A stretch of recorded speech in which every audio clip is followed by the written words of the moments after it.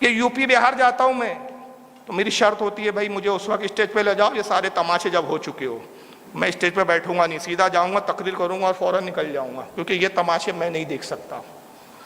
नहीं बोलूंगा तो मेरा ज़मीर गवारा नहीं करता, बोलूंगा तो तुम्हें बुरा लगेगा। माँ के नाम पे हाथ उठाओ, है कोई बाप के नाम पे हाथ उठाए, एक बार सुभान अल्लाह बोल दो, हाथ उठा कर बोल दो, पैर हिला कर बोल दो। अरे क्यों हिला कर बोल दो, जबान से बोलो ना भाई, सीधा सीधा। ये कहाँ से लाया हाथ उठा के बोलो, हाथ उठा के बोलो।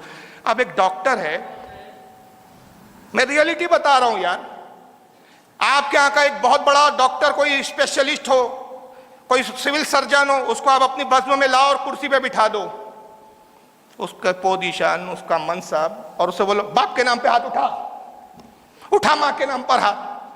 सोचो अगली बार आएगा तुम्हारी महफिल में, बोलेगा क्या तमाशा है यार, मैं तो दीन की बात सुनने आया था, ये हाथ उठाओ हाथ उठाओ। और अजीब कहाँ से वो लाया उस शायरों ने और वो नाजिमों ने, अल्लाह जाने, मालूम नहीं, शर्म नहीं आती। जो नबी के नाम पे हाथ उठाएगा उस हाथ को लकवा नहीं मारेगा। कौन सी हदीस में पढ़ा बे तूने, मुझे भी तो बता।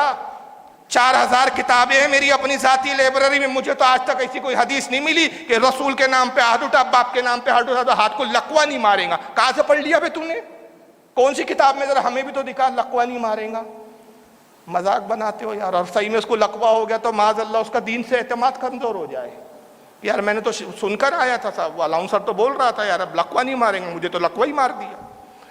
तो इस तरह की मन गढ़ंत चीज़ों से हमारे जलसों का तकज्जुस खराब हो रहा है।